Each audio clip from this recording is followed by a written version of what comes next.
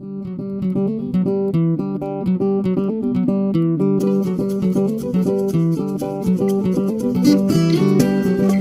to this journey where we dialogue with thought and heart leaders to share their reflections on human condition and how to improve them. Today we have with us Dr. Delizonna. Laura is a Stanford continuing studies instructor, international speaker, author and executive coach with an expertise in high performance teams. She works with innovative leaders to shape the company's culture, including Google, Facebook, Accenture, McKinsey, Uber, LinkedIn and Disney. Her article on high performance teams was published in Harvard Business Review and made it to the top 3 articles in 2019. Laura has co-authored 4 books, including Enhancing Emotional Intelligence, Mindful Leaders, Thrive, and Mindful. Wherever you are right now, I believe you're in California right now. How are things unfolding there? What are some of the anecdotes that you could share with us and your experiences that you can share with us? Yeah. Well, first of all, thank you so much for having me in this conversation. And I love the name of it, by the way, the journey. I mean, isn't that such what we're on, is so many different levels in life, and especially now. So what's the feeling, I'm getting, as I talk with people, both in my personal and professional life, that this is a journey, that there's sort of phases and waves that come up as we're dealing with uncertainty, as we're dealing with information and unfolding, as we're feeling through our own experience in this and our own lives. And what I find really interesting is that the COVID-19 situation hits people in so many different ways. It's really individual. And it's sort of like, when I think about it and take a step back, whatever area in life or in your own psychology has a little bit of tenderness, or I don't want to call it weakness, but fragility is not as solid. That's where people get hit. So if some people are wondering, like, oh wow, I haven't quite taken care of business in my finances, I don't have the savings, that's where their anxiety is. If they have some relationship tensions where they haven't quite taken care of that, or have smoothness around that, well, that's the part that feels some increased tension, and so it magnifies whatever it is. If there's in a company, or when I'm talking with leaders, that their team has some people on it who aren't totally on board, now they're really not on board, right? So it's a magnifier, which I think is really interesting. We're seeing that even at the societal level, that the disagreements and the differences are magnified, and then there's a real sort of polarization happening in our approach, in our psychology, our experience of this. This is so beautiful and so insightful, Laura. You mentioned that first of all, you framed it as both the individual and the collective. How we are behaving as individuals, and how the feedback loops with the collectives that we share are panning out. And the other beautiful framing that you gave is that which is weak right now in self, in interpersonal spaces, are also getting magnified, and how we deal with that is perhaps going to be equally or more important than how we are or what we are strong at. It's wonderful. How did you come up with this framing? It's a very insightful and a beautiful framing. When I look out over the landscape and I look at my own life, I always start with myself. What am I seeing in myself, and really tune into that. It's a pattern that just keeps emerging over and over again. I hear it in conversations, that people who are with their children, and then they're feeling even more overwhelmed, with the schools being closed, and And, you know, everyone being in the small space with couples who are, it's either making or breaking people, you know, they're like, oh, wow, we finally get so much time together. And other people like, oh my gosh, you're driving me crazy. We have so much time together. And then people who are, you know, living alone, some people who are living alone are thriving, and some people who are living alone are suffering. And it's the same dynamic that's happening at this societal level too, just in different ways. And so how do I see it fundamentally is that I see the individual processes and the one-on-one processes the same. They just get multiplied and more complex as we go into the workplace and we deal with teams, as we go into society and we deal with many different fractions. I mean, an organization, a family is an organization.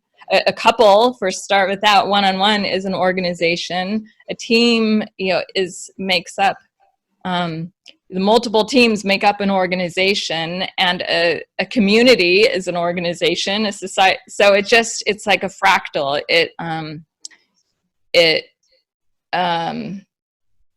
It patterns up, but the same fundamental patterns. We're humans, so whether we walk in the front door of our home or our office building, we're still the same person. Yeah. We bring all of those dynamics with us everywhere we go. Yeah, it's again so wonderful that you framed it as us as fractals, you know, and some patterns having the possibility of getting amplified or amped down.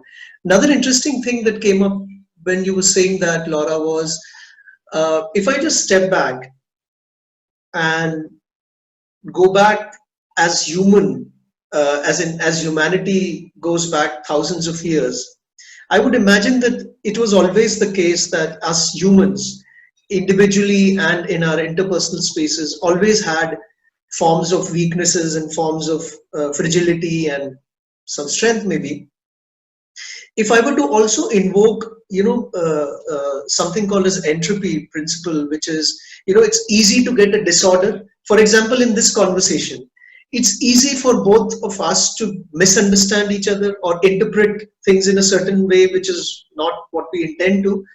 But it takes an effort in order to bring order. It takes an effort to bring that, you know, the chaos to a certain kind of crystallization kind of thing. So I believe it has always been the case that we always had this entropy kind of playing out in the individual and the collective. Anything coming up for you when you come across this? Yeah, I love how you're thinking about this. And yes, and again, appreciation for the sort of complexity and putting things into patterns in place. I really do see things as entropy and chaos or that sort of organization. A really lovely discourse on this comes from Mihaly Csikszentmihalyi, the evolving self. He's most famously known for flow. Coining that phrase and applying that in research. So maybe you're familiar with his work. If not, I highly suggest it. Yeah. And so, maybe, you know, but yeah. Maybe for the benefit of the viewers, you can just frame it a little bit and help them. Yeah. Yeah. So what he talks about and what really resonates with me in this and what you're saying is that, you know, that we can think of interactions even as a state or even internal psychology as chaotic or as more ordered. And as humans, we have this natural evolutionarily based affinity for order, in a sense. You know, I'm not talking rigidity, but I'm talking where things are symmetric, where they sort of fit together. You know, faces are we're most attracted when there's symmetry, when there's a sort of complexity building up.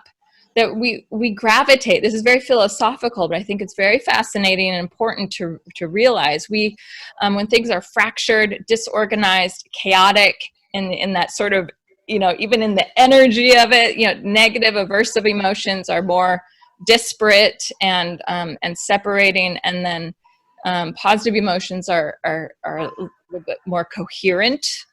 And so this when there's a flow in conversation, like an understanding back and forth, there is a sort of, we don't often use these words, but a sort of order to it. You know, there's a give and a take. There's a listening and a sharing. There's this sort of building up rather than breaking down. Amazing. And I think that is a marker of moving in a constructive, I mean, all of our words are constructive, you know, direction, or a productive manner, or a coming together. There can be difference, yes, but that's the beauty in it, the unity of diversity. Yeah, this is actually a great segue. I've been watching some of your talks that you so beautifully put together on your Facebook page that you're giving out now during this crisis. And I think there is a good segue, because when you use the word order in a sense, I think what you're referring to is there could be an adaptive order or a maladaptive order, and there could be an adaptive disorder and a maladaptive disorder. And all of this is correct. So for example, boredom is a maladaptive order. You know, everything's predictable, and then you're getting bored of it because you don't have much to do. So you want some kind of surprise and some kind of adventure kind of thing, and that's where you want that kind of adaptive disorder to move away from maladaptive order. Now, all of these are actually resonating around the work that you so beautifully profess and practice, which is about adaptive mindset. Can you take us through a little bit about, you know, that particular aspect of skills that we need to have? Yeah. So when we think of adaptive mindset, first of all, what does that really mean? To adapt is to adjust to new conditions, right? Now, in a sense, that's kind of redundant, I think, because aren't conditions always new? Is there ever a repeated condition? I mean, exactly the same. You know, millennia ago, Heraclitus said, change alone is unchanging. Every moment is different. We just treat it as if it's the same. And therein lies the problem. We treat the present as if it were the past. We use the same mindsets or approach from what we learned in the past and apply it. But if we do that in a way that's rigid, we do that in a way that is overly rule-based and inflexible, then we're going to run into problems no matter what we do. It's again one of those universals. So an adaptive mindset is an appreciation for the need to be open to what is here, to be noticing new information, and then to respond to that in a way where we're exploring it, curiosity, taking different perspectives, thinking about it in different ways, from your perspective, from my perspective, from, you know, we're on opposite side of the world's perspectives, differences in time and place. These are unprecedented times. Yes, they are. No, they're not. You know, like we do have a certain precedent or similarities that we've experienced as a world, as in certain societies.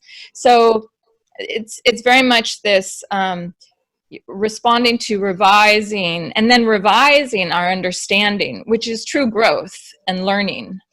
So that's what is key to this. And I think of what we're experiencing right now, even what we were just talking about, of like, this is creating, amplifying and magnifying weaknesses, is wow, what a tremendous opportunity to bring an adjustment, to adapt to where we are. In other words, to fix the problem and find solutions, to find and create opportunities to this current landscape. So that's at the heart of an adaptive mindset, or being adaptable, is being present and clear with what is with reality, what's here, and then being curious with it, like really exploring it openly without overly preconceived notions or assumptions or closed-mindedness, and then truly revising and allowing the reality to change us, allow ourselves to learn and grow. this is another definition, in a sense, for mindfulness, isn't it? Yeah. So Yeah. mindfulness is, at a very simple level, is being present. And of course, there are a million different definitions of mindfulness. Pick your camp and you'll have a different opinion of what it actually is. But in the end, I think most people would agree that it's a sense of being present, clear, and flexible, both in our mind, and then mindful action is being flexible and adaptable in that action. Yeah. I come from a background where I studied mindfulness with Ellen Langer, who's a social psychologist at Harvard. She doesn't take a meditation approach, which is often what meditation, mindfulness are often considered synonyms, but they're not. One is an approach, a method, and the other is a state. So I'm thinking about this as a mental state of this, as Ellen Langer would define it, which I think really is succinct, is this openness, taking different perspectives and revising, which is just summarizing what I just said. Yeah, and in fact, you helped me recall one of the videos that I watched of Ellen Langer, and I think in that video she was mentioning about actively noticing new, and I think that's at the heart of what you are saying, Laura. So Laura, you've been working on this for quite some time. Can you take us through your own journey of how you have arrived at this? In the sense, I think it is also important for thinkers and people like you to also share your own belief change or the belief addition journey. So if you can take us through that. Yeah, that's great. Yes, because hopefully we are changing our minds along the way and what we're orienting towards, right? All of us. So when I really think of, what are my origins? Specifically, it definitively comes back to when I was 20. I was actually studying international relations because I wanted to have a positive impact in society through my work. And I thought, I'll work at the macro level. I've always been interested in travel and cultures and seen similarities between. And then I had a sort of epiphany. I dropped out of college, much to the horrors of my parents. They said, don't worry, I'll go back. And they're like, oh, you better.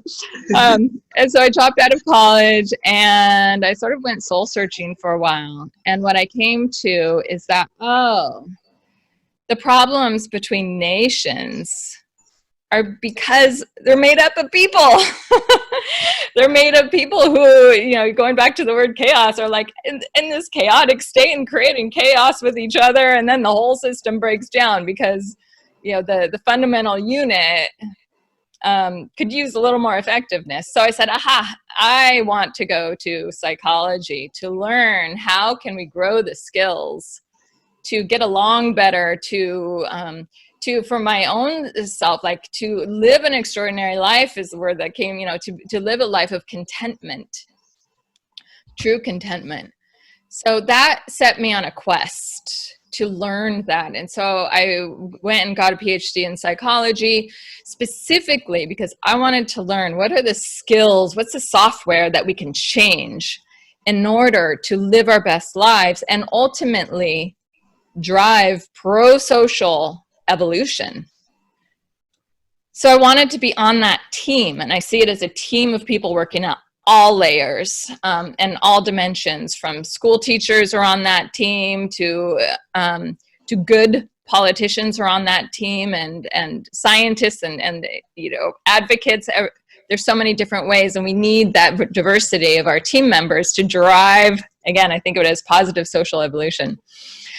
And so when I was in graduate school and getting my doctorate, I was wanting to really understand what are those fundamental skill sets that enable a person to live their best life, to bring their best into society, to exert that change, to get along better with everyone, again, to sort of make the fundamental unit as healthy and functional and thriving as it can possibly be, and then to amplify that and to bring that to all layers of society. So I studied positive psychology before there was positive psychology, and worked with Ellen Langer because I said, aha, here's someone who I believe is actually quite brilliant and has articulated and studied the fundamental skill sets that are needed to do that. So I was really looking for, when you distill it all down, what are those essential skills that we need, again, to live a flourishing life and to create a flourishing society to get along interpersonally. So where that then brought me to is this fascination and intrigue with leaders in companies. Because where do adults hang out? They hang out in companies. And this is such, going back to like the organizations and how do we get along with each other. The original tribe, the modern day tribe, is in a company. And so how can we create work environments as a sort of laboratory where we all flourish, where everybody brings their best? And what's interesting about this is that the skill sets that enable us to live our best personal life, to cultivate a greater sense of happiness, lasting happiness, are the same skill sets that we need to be successful, for true success, both financial success and progress and innovation and impact, for an organization to be its most sustainable successfulness. So to get to that level, that high level, the creme de la creme, not just average, but those are the same skill sets, which brought me to psychological safety and trust. Again, the same dynamic is happening in a romantic relationship, in a marriage. Trust as the key ingredient, according to John Gottman and the key researchers in relationships. Also, the number one driver of high-performing teams. Go figure. It's trust. It's psychological safety is how that often shows up in the workplace. That sense that you have my back, and that if I make a mistake, you're not going to throw me under the bus, that I can bring my full self without humiliation, ridicule, or being, bringing opposition, have that be welcomed, at least integrated into the process. So how I've changed, going back to that, is that's kind of been my journey. I got to a certain point where I said, I was teaching courses at Stanford for 10 years on positive psychology. I was doing workshops, I was doing retreats, and people were coming to me and saying, oh my gosh, this is life-changing, thank you so much. And I get tears in your eyes, I'd have tears in my eyes, it was great. But again, I start with myself, and I thought, gosh, I'm like, where am I in my own sense of that contentment that I saw when I was 20 that I wanted to cultivate in my own flourishing?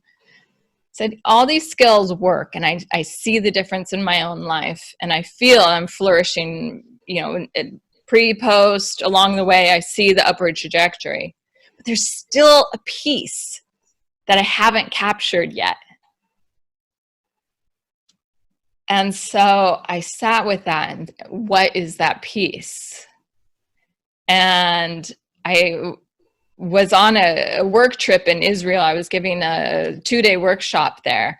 Took a little extra time to take some time in the desert and go hiking. So I went to Petra, and beautiful, magnificent, inspiring. And I was on a hike there, and it came to me. I said, oh, the missing piece. It's interpersonal. It's how we bring love into our relationships. into our own relationship with ourselves, into our relationships with others, how we see and look out over the landscape. It's a little more heart. It's a little bit more, we don't often talk about the L word at work, but it is that sense of trust and caring, and you've got my back. And as Simon Sinek will say, leaders eat last. That sort of true leadership, of true integration, that unity and diversity. How do we come together with that? So that influenced my work. And that's what I'm more focused on. I was always focused on it to a certain extent, because of course relationships are key, but I realize that there's more to build out there. So that's the current phase that I'm in my work, is really exploring that challenge. That's so fascinating. You took us through this wonderful, wonderful journey with you. A lot of things actually came up, and you mentioned about psychological safety, Laura. I remember there are a few work happening in this space, but they're coming in from a different angle. So the work of people like Paul Bloom from Yale University, I think he's actually written a book called Against Empathy, or maybe that's his essay. And then there are people who are talking about, so there is Jonathan Haidt, who talks about the coddling of the American mind, where he's talking about that a certain kind of environment given to children, and then over a period of time to teenagers or in other spaces, it amounts to them not developing anti-fragility. So he uses Nassim Taleb's word, which is anti-fragility here, where they don't become adaptive to the change. They succumb to the change, and they're not able to grow the muscles of adaptiveness because they are being overly cared for. If I step back and I look at this statement again, then I believe there has to be a balance. You can't veer on one side, and of course it is individual to individual and contextual also. But how would you respond to something like this, which is sort of a pushback to the concept, or maybe a misunderstanding of the concept? Yeah, and I love bringing in the different angles, because it shows the complexity. So thank you for bringing this up. I think that when we talk about psychological safety, first of all, let's take it in the workplace. That's a key component of high-performing teams, of leadership that drives innovation. But it's not the only component. It's the foundation. So when we talk about psychological safety, the sense that I can bring forth my best ideas and not essentially get fired or sidelined, or demoted, or not promoted, to have that sort of implicit or explicit pushback. So when I am free, we're talking about liberation, intellectual liberation. Can I bring forth opposition and ideas and take chances and go for moonshots, as the former Google X, would talk about it. Go for risk. Can I play in the deep end without drowning? Because the environment has too much pushback. It allows this sort of freedom. However, if there's only psychological safety and no ambition, no accountability, then that's vanilla, uninteresting. Nothing happens in that box, right? We may be very comfortable, but like homogeneous teams tend to have greater psychological safety, but not a lot of interesting ideas, not taking on hard problems, just coasting along. And that can feel great, but the interesting things happen when we have this tension. And you brought up this sort of tension point earlier in our conversation. When you have change the word to security, inner sense of security, that you can take big risks, without falling off the cliff, whatever metaphor you want to use, that you can take the big risk, and that you have this hunger, this drive towards performance, towards exploration, towards creation, the motivational component. So that's where inspirational leadership comes in. That's where this other component of meaning, that my work matters. You know, when Google did that Project Aristotle, that many people have read, and it's become quite well known. What are the drivers of Google's highest performing teams compared to their average teams? Psychological safety came up on top. So did, after that, was role clarity. You know, I have to have ownership. I have to know who's doing what. You know, again, coming back to order, like when there's order, we can flourish. Just enough order. Also the sense that my work matters, that there's meaning in it. It's not just, you know, making widgets on a production line that is depersonalized, that I might do and do well, but not have a sort of drive for excellence around. So, I want to come back to what your other point was, this psychological safety, or this bringing in understanding. It's not about being nice. It actually invites more diversity of thought, more opposition, more discomfort. It's this sort of being comfortable in the discomfort. So it really brings in both. And it's not that we agree with each other. Psychological safety is the answer to an evolutionary-based question, which is simply, are you with me or against me? Interesting. What I could also, what also emerged for me when you were saying, Laura, is how do you think will this pan out currently in the current scenario? You know, while you answered it a little bit in terms of all tendencies having the potential to be amped up now, if it's weakness, if it's strength. Do you think leaders will recognize the need for this now more in the current crisis and a little beyond this? Or do you think because there would be more urgency to deliver because they've been short on numbers and their stock prices are crumbling, the political leaders have some of them have elections coming up, and political polarization is only increasing even in the current crisis. So given all of this, how do you think will be the uptake of the practices that we are discussing? Yeah. Short-sighted leaders will go for short-term wins. We know quite well in behavioral psychology and looking throughout history, anthropologists will tell us that Machiavellian principles, bringing in authority, demanding, bringing in fear, will get people to act, and it'll get people to obey. So if you want obedient workers, if you want an obedient society, then impose fear and give a very simplistic road out, which is often making an enemy. Oh, they're to blame. You know, one problem. There's defining the problem in very simplistic binary terms. That's what short-sighted leaders will do. And the thing is, it works in the short term.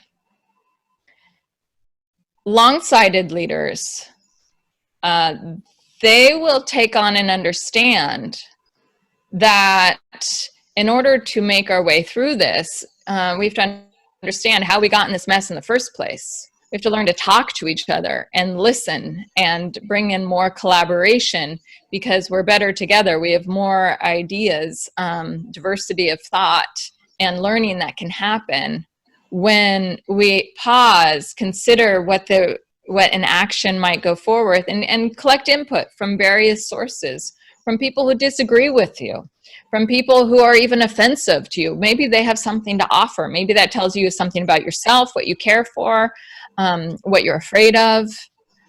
So to really welcome the complexity and not be under the illusion that we can go for simplicity, because that might create a short-term apparent benefit. It might even feel like a solution because all of a sudden we have the relief. But in the long term, those companies will fail, we see, and those societies, those nations, I believe, will ultimately fail. Interesting. I know that's a big statement, but I think it's true, and we see it across history. Yeah.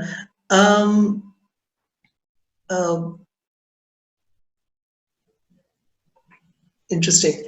I'm actually also reminded of a researcher who talks about corporate world as being private governments. So what she's, I think I'm not getting the name right, but I think her name starts with Elizabeth, and she talks about when we installed democracy, the whole idea was to give voice to people at large in who will govern them and how the governance should be. But when it came to private enterprises or the corporate world, we again had a top-down hierarchical structure, top-down command system, drawing a lot of language and tones of military leaderships. And now we are seeing that a new era is emerging. You know, the fact that emotional intelligence gets talked about at workplaces, new forms of reinventing organizations like holacracies and stuff are getting experimented with. But here is a challenge. Here is a nice challenge, and we can all look at it. The challenge is that if we were to just zoom out and look at the resources of the world, the majority of resources of the world are in the hands of what kind of leaders, then the answer is a bit dismal, because I think a huge part of the resources of the world, whether it is wealth or the non-monetary resources, they lie in the hands of leaders of a certain type currently. And yet on the other side, you see a lot of positive stories of people emerging with new ideas and grassroots innovations and grassroots cooperations. Both of them are happening at the same time. How do you see this, Laura? What's coming up for you on this? Yeah, there are a couple of things. So let me see if I can pull them together succinctly. Yeah. You started by saying the challenge. The challenge has changed that we face. The opportunity has changed. So back when we were factory workers mainly, command and control was an appropriate strategy, we might say. If there's just a simple goal, and if you can work harder and have more elbow grease, and people don't need to be creative at all in that, they just need to get the job done, then command and control works. The only reason why we're seeing an increase, I think, in emotional intelligence talked about in these interpersonal things in psychological safety is because times are changing and we're trying to catch up with it. So now the challenge is different. The opportunity is different. Now we have knowledge workers. Now we, it's not enough to just work harder and plow forward. We need to be, in order to be successful, to be creative, to innovate, to think up new ideas and new solutions. If you don't, then a computer can do your job, and you're going to be out of a job. If you're a company that doesn't truly innovate, then you'll be disrupted, right? So what we really need now are to take on these interesting problems and to solve them. Those are the companies that we see are thriving.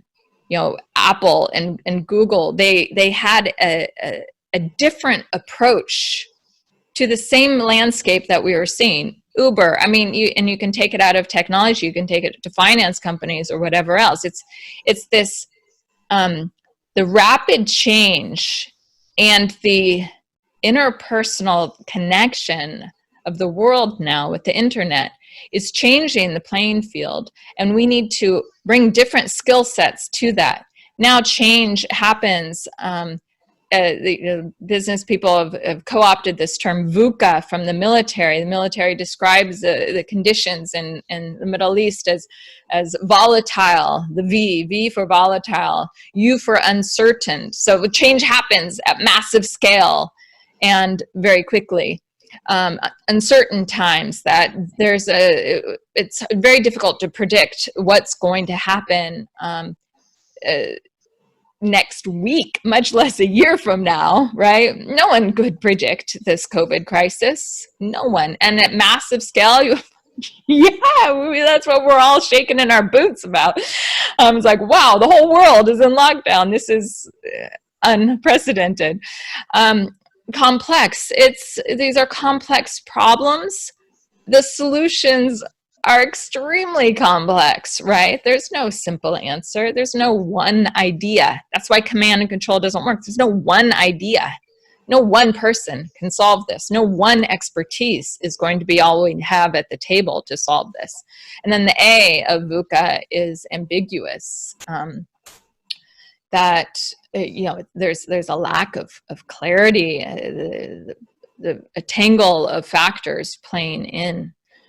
And so in this world, a complex, interdependent world, we need a different skill set that requires our best thinking from all the players to come in.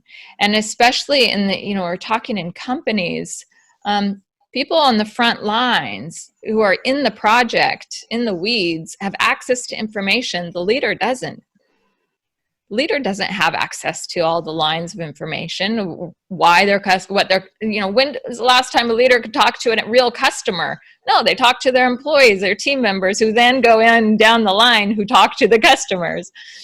So in order to bring about true progress in this new world, this interdependent and complex world, that old way just isn't effective. So there's no moral superiority to this. It's or injunction. It's do what works. The old way is broken. Interesting. That's a fascinating answer, Laura. Would you be able to share a few of the practices that you can suggest people to take up when they want to develop aspects of psychological safety or adaptive mindset? If you can share a few practices. Yeah. Well, let's also expand a bit that psychological safety happens in every relationship. We often talk about it in a team, but even in a one-on-one relationship, think about with your friends, with people you trust and feel like you can be vulnerable in front of. And if they come at you and use that information against you, whoa, you're going to clam up, right? But if there's a sort of openness and welcoming, then we will lean into those relationships and we will be more willing to express vulnerability, essentially take risks. So I just want to expand that because we talk about psychological safety. It's a top-down phenomenon. It creates a culture, but there's a culture within every relationship, even a one-on-one relationship, even within a family has levels of psychological safety.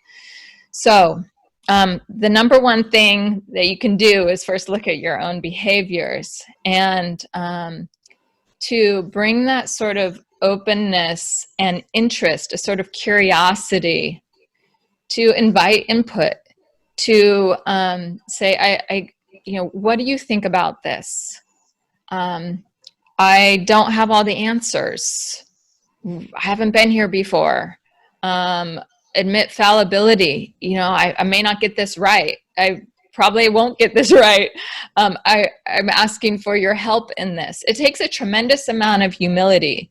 People don't do this often because they feel like it's dangerous, that they show their weakness, that or they show their vulnerability, that they're showing a weakness. They'll be seen as less than, they'll be disempowered. But actually, when someone is honest with what we know is going on, when they're willing to stand up and to courageously say the truth of the matter, get honest with the messy, then we respect that. We have a disdain for fakes. And when someone is just posturing that of certainty, oh, I have the answers, I am infallible, I have no flaws, I got it all going on. Ooh, that's like, we don't trust that. That just makes us, turn in our stomach, right? And we lose respect for them. So there's this balance. It's not like being at the helm of a ship and just letting go of the steering wheel saying, I don't know where we're going, we're flailing around. No, like the leader or you in your own life, like take the wheel, be at the helm, but have the humility to admit what's true. And everybody already knows is, I don't have all the answers. I too am on this learning journey. And therefore, I need your input. We're in this together. I need your membership with me, your collaboration, and your assistance.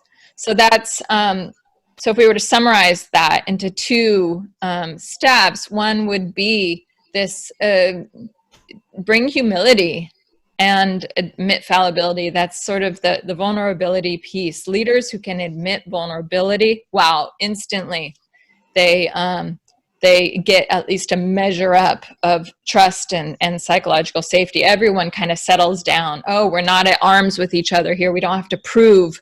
We can actually try to understand and bring forth our best. And that second is to invite input, invite opposition, even appoint someone to say, what do you disagree with here? Let's have someone if we're talking in a meeting, like let's have someone whose job it is to help us not go into groupthink, but to bring in an alternative way of thinking about this. But even just simple questions, and I do this even with my friends, is there anything I'm missing here? Will you please, I just want you to know that I not only welcome, but I hope that you will tell me if I'm acting in a blind spot. Blind spots, by definition, we're blind to. We can't see them. So we have to rely on other people to support us in our growth, to say, hey, Laura, I think there's something you're not seeing here.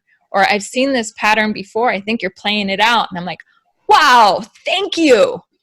So that's the third part, is thank people when they disagree with you, when they bring in opposition, when they challenge you. Thank you so much for telling me that I was wrong. Thank you so much, as Astro Teller has said, the former CEO of Google X, he said in a talk once, thank people when they're wrong. And wouldn't it be great if people told you that your project was good but not great? Because you don't want them working on a project that's good, merely good. It needs to be great if people are putting their resources. So those are a few of them. The fourth piece that I'll add is a time when trust and psychological safety breaks down. Oftentimes, a real test of it is during conflict. So when we're threatened, it's very evolutionary based. When we're threatened, we'll put up our arms, right? We'll go our armor, our protection, and fight back.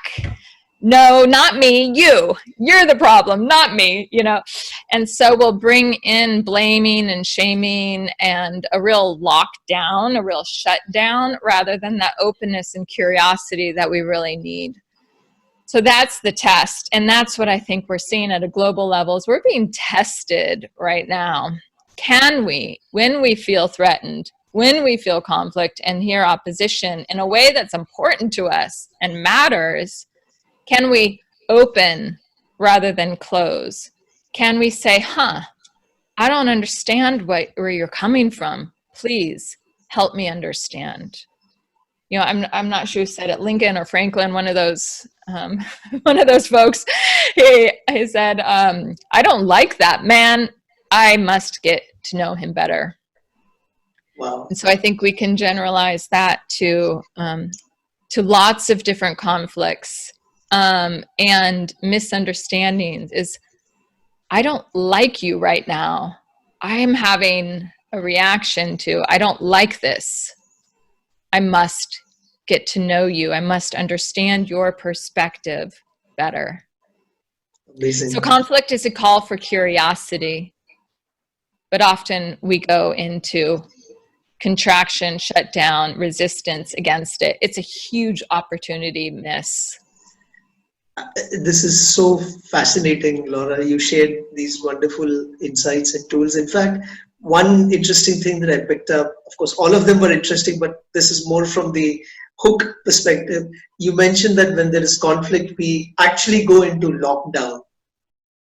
And we are in a massive global lockdown right now.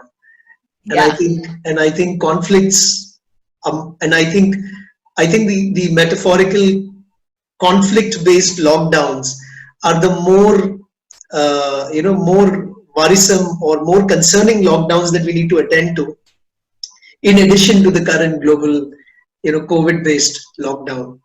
So that's fascinating. So again, going back to that amplification, now, like if we don't hear the call to action now, what is it going to take? Like there is such an opportunity now because we are forced to take a step back and to say, holy moly, like what's going on here? Yes, exactly. What is going on here? Let's deconstruct that. Let's take that very seriously and say, what's my role in this? What's our role in this? What's the more ideal path forward? And how could we get there? What is needed to get to our place? And then let's cultivate those qualities, whether it's bringing curiosity and listening, bringing more people to the table, whether it is going back to what do we value most, what's our greater objective here, whether it's, fixing different parts in a tactical level. But really this is kind of like the parent saying to a child, like, you're in timeout, go to your room and think about what you did. Well, we have this opportunity now to step back and reflect, not in a punitive way, but in a very constructive way, and think about what do we need to change to not get in this situation again, to prevent tragedy and create a more rigorous, sturdier world society, national society, community, family, and person. Amazing, amazing. That is a very optimistic note. Unless you want to add something more, this is a beautiful note to end our conversation and maybe reconnect some other time. You want to add something, Laura? Let's see. As final parting words. My